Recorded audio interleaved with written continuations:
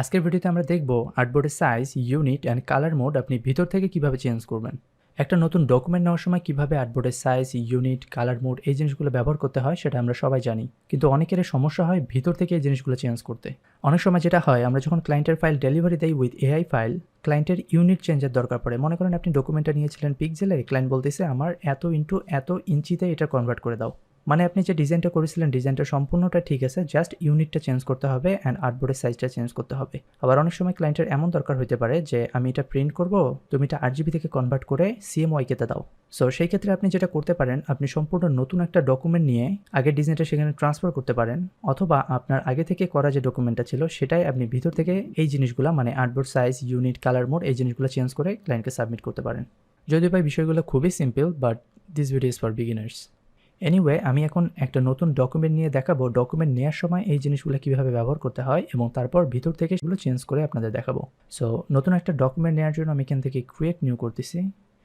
তারপর খুব নর্মালভাবে আমরা সচরাচর যেভাবে একটা ডকুমেন্ট নেই, আমি এখানে ডকুমেন্টের সাইজটা রাখতেছি 500x500 পিক্সেল।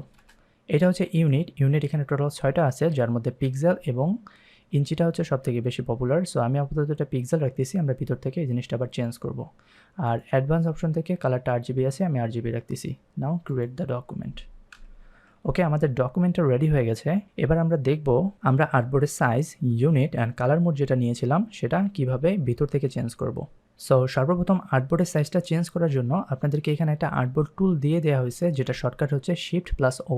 আপনি যদি আর্টবোর্ড টুলটা সিলেক্ট করেন, অটোমেটিক উপরে দেখবেন তিনটা অপশন এক্স, ওয়াই এবং WH। ডাব্লুতে হচ্ছে উইথ, এইচতে হচ্ছে হাইট, আর XY কি এটা নিয়ে আমরা পরবর্তী ভিডিওতে কথা বলবো। এনিওয়ে, আমরা 500x500 পিক্সেল যে আর্টবোর্ডের সাইজটা নিয়েছি সেটা এখান থেকে চেঞ্জ করতে পারবো। সাপোজ আমি 500-এর পরিবর্তে এটা এখানে 1000x1000 করে দিচ্ছি।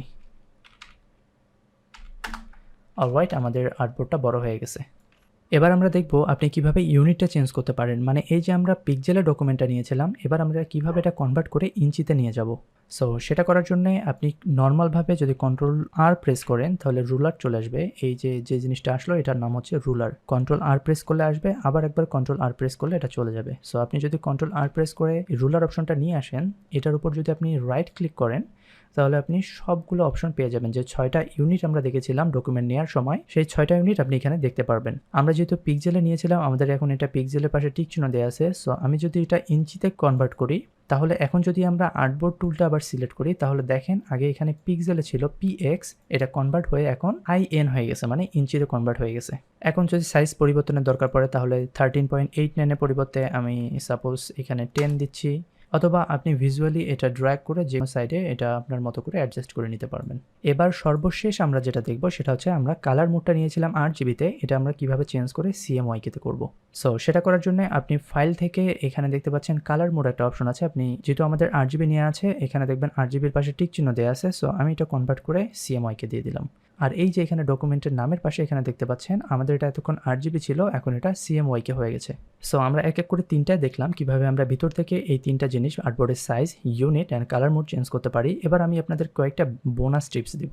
আপনাদের জন্য প্রথম টিপসটা হচ্ছে আমাদের আর্টবোর্ডটা বর্তমানে আছে ইঞ্চিতে, এটার উইথ হচ্ছে 14.25 ইঞ্চি। এখন যদি আপনার ক্লায়েন্ট আপনাকে বলে উইথ যেটা আছে সেটার সাথে 1.5 ইঞ্চি বাড়ান, তখন আপনি নর্মালি 14.25 প্লাস 1.5 যোগ করে যেটা হয় সেটা এখানে বসিয়ে দিতে পারেন। অথবা আপনি চাইলে যেটা করতে পারেন, আপনি জাস্ট সিম্পলি এটার পাশে একটা স্পেস দিয়ে প্লাস 1.5 যদি দেন, দিয়ে একটা ইন্টার প্রেস করেন, অটোমেটিক এটা ক্যালকুলেট করে নিয়ে নেবে। 14.25 প্লাস 1.5 যোগ করলে এটা হয় 15.75।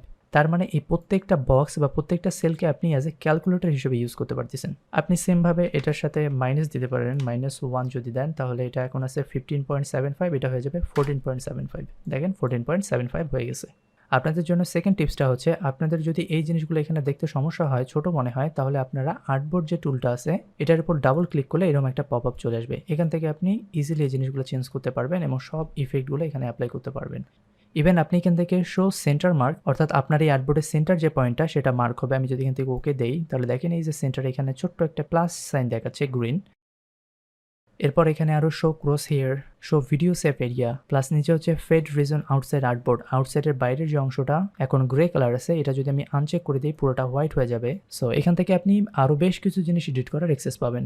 এরপর আপনাদের জন্য 3 নম্বর টিপসটা হচ্ছে আপনারা যদি একাধিক আর্টবোর্ড নিয়ে কাজ করেন, যেমন ধরেন আমার এখানে এখন একটা আর্টবোর্ড আছে, আমি আর্টবোর্ড টুল আরও একাধিক আর্টবোর্ড এখানে নিতে পারি। সো আপনি যে আর্টবোর্ডের হাইট আর উইডথটা চেঞ্জ করবেন সেটা আগে আর্টবোর্ড টুল দিয়ে সিলেক্ট করবেন।